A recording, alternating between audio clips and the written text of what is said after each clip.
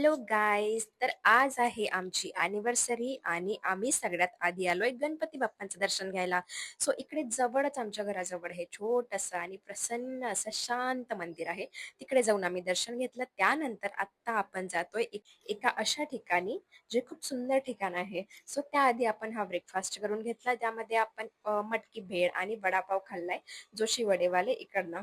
So आत्ता आपण जातोय इकडनं आपल्या रस्त्याला लागतोय आणि आपण आता अशा मंदिरात जातोय जे मंदिर एका धरणामध्ये आहे आणि ते नेहमी पाण्याखाली असतं. फक्त 3 महिने एप्रिल मे नाही मार्च एप्रिल आणि मे अशा 3 महिन्यात ते आपल्याला बघण्यासाठी ओपन असतं. सो आपण जाऊयात आता तिकडे. तुम्ही बघू शकता इकडे किती छान वातावरण आहे, एकदम थंडगार वातावरण आहे.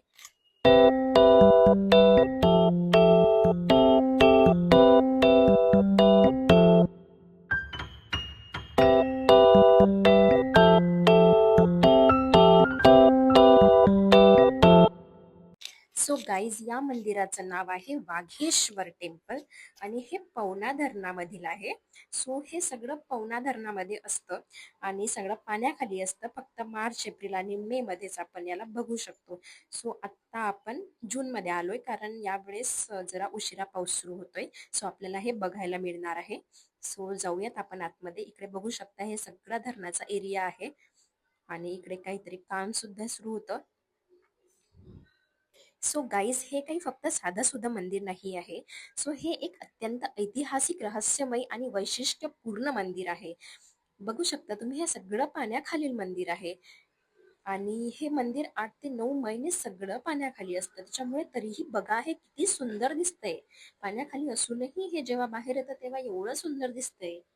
सो गाईज, इकडच्या लोकांनी सांगितलंय की हे 700 ते 1000 वर्ष जुनं मंदिर आहे आणि हे प्रभू शिवांचे, महादेवाचे मंदिर आहे. तुम्ही बघू शकता इकडे अशा भरपूर अशा इथं पिंड आहेत महादेवांच्या. इकडे आहे, नंतर पायथ्याशी सुद्धा आहे आणि आतमध्ये तर खूप सुंदर पिंड आहे. तुम्ही बघू शकता. आणि हे हेमाडपंथी शैली जेव्हा होत्या ना तेव्हाचं हे मंदिर आहे. म्हणजे 11व्या ते 14व्या शतकातील चालुक्य काळातील हे मंदिर आहे. आणि गाईस, बघू शकता तुम्ही या खांबांवर किती रेखीव काम केलेलं आहे त्या काळात सुद्धा आणि हे पाण्याखाली असून सुद्धा हे जसंच्या तसं दिसतंय आपल्याला. सो इकडच्या लोकांचं असं म्हणणं आहे की 1971 मध्ये जेव्हा पवना धरणाचे काम सुरू होते तेव्हा जे गावकरी होते त्यांचे तर पुनर्वसन झाले होते. ते दुसरीकडे राहायला गेले होते, पण हे मंदिर जसंच्या तसं इथे होतं.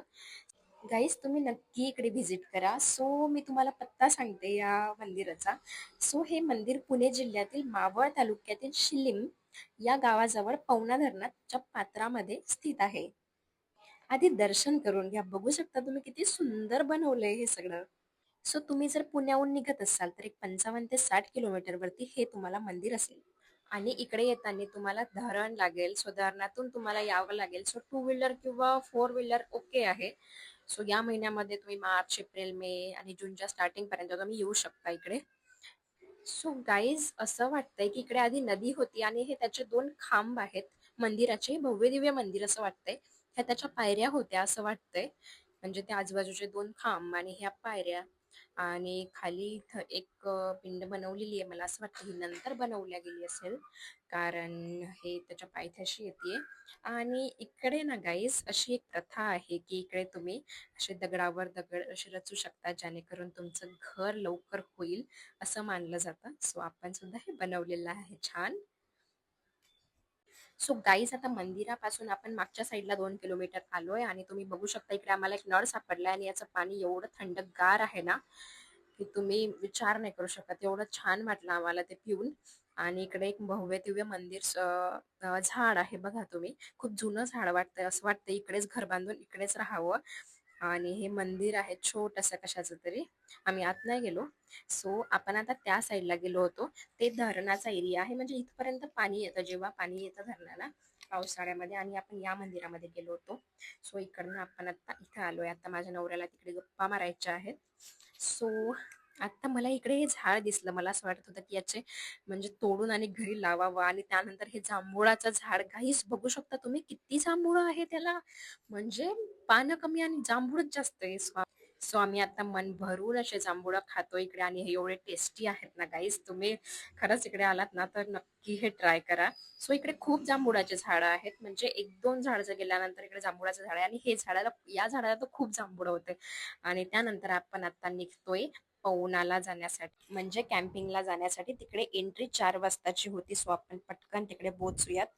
सो आम्ही आता पोहोचतच आहे, तर हे एवढं सुंदर आंब्याचं झाड आम्हाला मिळालं आणि पिकलेले आंबे आहेत भरपूर. सो आम्ही पाडायला सुरू केलंय आणि आम्ही 1-2 आंबे सुद्धा पाडले आहेत आणि हे पिकलेले सुद्धा आहेत. सो आम्ही आता घरी जाऊन हे खाणार आहोत आणि हे खूप टेस्टी आहेत असं वाटतंय दुरूनच. आम्ही काडीने दगडाने सगळं पाडतोय. सो आता आपण इकडे पोहोचलो आणि सगळ्यात आधी आपण मस्त कांदा भजी खाणार आहोत. आणि गाईज मला ना इकडे या लेक वरती जाऊन तिकडे अॅनिव्हर्सरीचं सेलिब्रेशन करायचं होतं. सो आम्ही जवळच जाऊन तिकडे जाऊन केक घेऊन आलो पवना गावातून. आणि इकडे आम्ही आता छान सेलिब्रेट करणार आहोत. इकडचा व्ह्यू बघू शकता तुम्ही. आता 5 वाजलेत आणि अंधार आता थोडा लेट होतो 7 वाजता. सो आमचं होऊन जाईल तोपर्यंत. सो आम्ही डेकोरेट करायला सुरू केलंय. पहिले आम्ही इकडे पांढरा कपडा टाकलाय. त्याच्यानंतर तिकडे आम्ही आता त्याच्यावरती दगड ठेवतोय कारण ते उडू नये. आमचा बलून्सचा पण प्लॅन होता, पण मला असं वाटलं की इकडे बलून्स उडून जातील, राहणार नाही, म्हणून आम्ही घेऊन नाही आलो.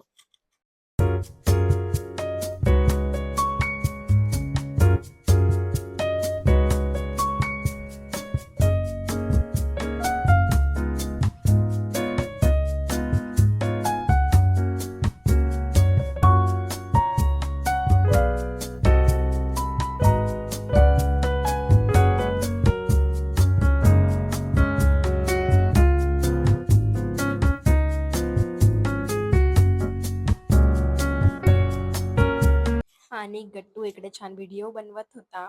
सो इकडे मी हे नुकतीच आता फ्रेम बनवून आणलेली दुकानातनं आणि हा केक होता आमचा.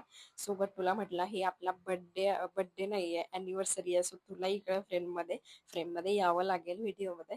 सो त्यानंतर बघू शकता तुम्ही इकडे मस्त स्वच्छ असं पाणी वाहत होतं आणि पाण्याचा आवाज आणि ते सगळं एवढं प्रसन्न वातावरण होतं. आणि गर्दी सुद्धा नव्हती कारण आम्ही वीकडेजला आलो होतो. वीकेंडला इकडे गर्दी असते. सो खूप छान वाटत होतं गाईज.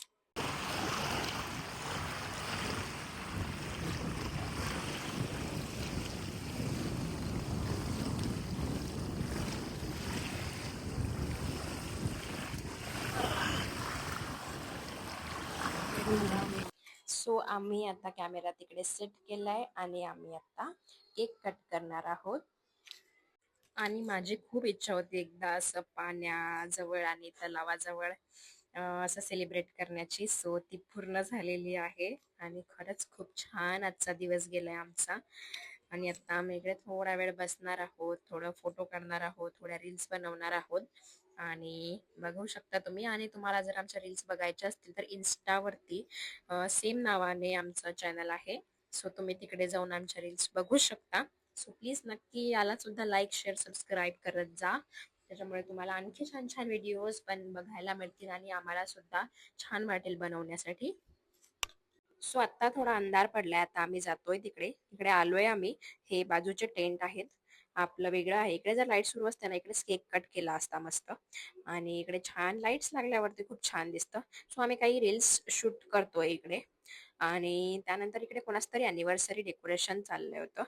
नंतर आमच्यासाठी इथे मस्त पनीर आणि बटाटा असं व्हेजमध्ये खायला आलं 8 वाजता. आणि आता इकडे झुला आहे. सो मी एन्जॉय करतेय मस्त. आणि टेंट काहीसा असा होता, आतमध्ये खूप मुंग्या होत्या, त्याच्यामुळे आम्ही परत क्लीन केलं ते सगळं. त्यांना सांगून क्लीन करायला लावलं. त्यानंतर हे व्हेज आणि नॉनव्हेज दोन्ही जेवण खरंच खूप जास्त टेस्टी आणि फ्रेश होते. कारण लिमिटेड लोक असतात, त्यांना सांगून येतात. सो ते छान बनवतात आणि लिमिटेड बनवतात. सो छान बनतं. हे थोडे स्वस्तवाले टेंट होते आणि पण इकडे मुंग्या बऱ्याच असतील. आणि हा आमचा टेंट होता. ते 1200 पर्यंत असतील आणि हा आमचा थोडा त्याच्यापेक्षा एक्सपेन्सिव्ह होता. आणि हे इकडे नवीन बनतायत. सो 3-4 लोक सुद्धा या टेंटमध्ये राहू शकतात. सो आता जेवण झालंय. सो वॉक करते. सो आता नेक्स्ट मॉर्निंग आम्ही रात्रभर तिकडेच होतो. 4 वाजता गेलो होतो काल दुपारी आणि आत्ता आम्ही जातोय परत 8 वाजता. इकडे आत्ता ब्रेकफास्ट आहे सकाळचा, पण आम्हाला एवढं थांबायला वेळ नाहीये कारण मला ऑफिसला पोहोचायचंय 10 वाजता. सो आम्ही 8 वाजता इकडनं निघालोय. आम्ही जातानाच कुठेतरी छान ब्रेकफास्ट करू. इकडचं वातावरण आता खूप छान झालंय आणि तुम्ही बघू शकता हे रोड तुम्हाला खूप क्लीन आणि खूप सुंदर दिसत असतील. इकडे ना सायकल रॅली झाली होती, त्याच्यामुळे हे रोड ना खूप सुंदर बनवले आहेत. आपला हा डे 2 होता 10 डेज चॅलेंजमधला. सो असेच नवनवीन ब्लॉग जर बघायचे असतील तर प्लीज आत्ताच सबस्क्राईब करून ठेवा आणि लाईक आणि शेअरसुद्धा नक्की करा गाईज. Thank you so much.